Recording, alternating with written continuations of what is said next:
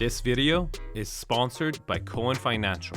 More on them later. This example I'm about to show you is exactly why I make these videos. Look at this. This property sold for $19.5 million in Truesdale 10 months ago. Now it's back on the market for $32.5 million, $13 million more. And I can tell you, not much has changed with the property. It's pretty much exactly the same property that was purchased 10 months ago.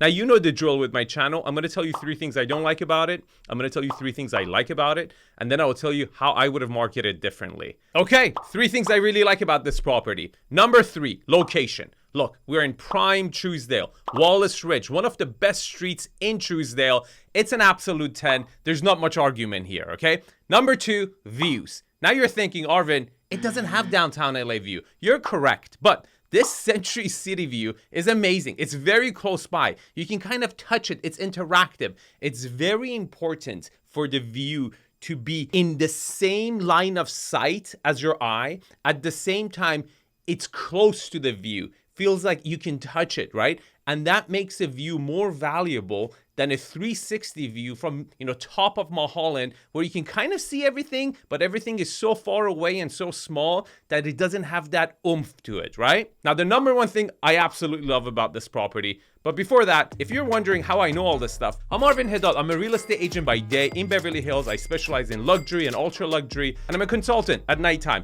You don't have to live in LA to work with me. You can reach out, book a consulting call. I can help you find the right real estate agent. I can guide you through the process and help you out, right? Now, the number 1 thing I love about this property is how much flat land you're getting on top of a hill. 30,000 square foot of almost flat land on top of the hill with an amazing view is very, very, very rare.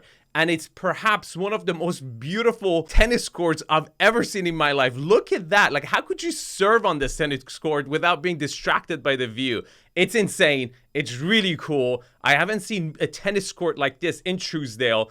It's priceless. I absolutely love it. It's a 10. Now, before I tell you 3 things I don't like about the property, let me tell you about someone who I like to work with, Mark Cohen. I love going to Mark because he's honest. He tells me right away if he has the best rate, and if he doesn't have the best rate, he introduces me to someone who does. And for that reason, he's always my number 1 call for myself or any of my clients when I want to purchase a property, because I will know where to go either with him or someone else who will give me the best loan in the best time. Here's his phone number. Give him a call and tell him Arvin sent you. Okay, now 3 things I don't like about this property. Number 3, finishes. These finishes are nowhere close to being up to par with the ultra luxury location that this property is located at. It looks dated, and it doesn't even look it's been updated since the last time it was purchased 10 months ago. And that is a major negative. Now, the second thing I don't like about this property is the stairs. Look, you have all this flat land, and it still feels like a lot of stairs to get from one level of the property to the other level of the property. Now, this is a concern for me and for the location, because Truesdale is known as a place for its 1-story homes. And you're thinking, Arvin, why is that valuable? Look, baby boomers, as they're aging, they want to downsize. And this would be actually a property where a billionaire would downsize to have a 1-story house. And the fact that you have stairs and multi-level, to me, that's a negative. Now, the number 1 thing I don't like about this property is the price, because let me explain it to you. It's either the last owner really screwed up the marketing and sold it for way cheap and got screwed, or the new buyer is about to get screwed, because this property hasn't changed much from the last time it was for sale 10 months ago for $13 million less, right? Which kind of is a good segue to how I would have marketed this property differently.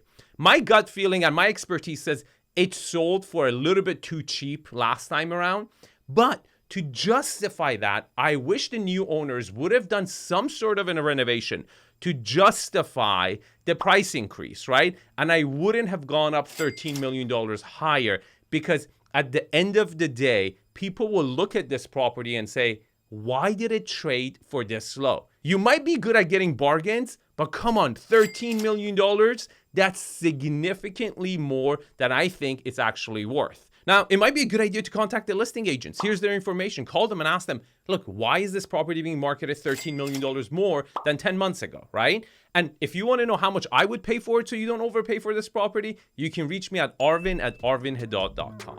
Now, I hope this example explains to you my reasoning why I make these videos, because I really believe residential real estate is not analyzed enough, and that is exactly why we see huge mistakes happen in residential real estate. Some people win a lot of money and some people lose a lot of money by just not being informed enough. I would appreciate if you like or comment so the algorithm would show my videos to people like-minded like you who could be interested in this type of content, so we can eliminate buyers and sellers remorse together.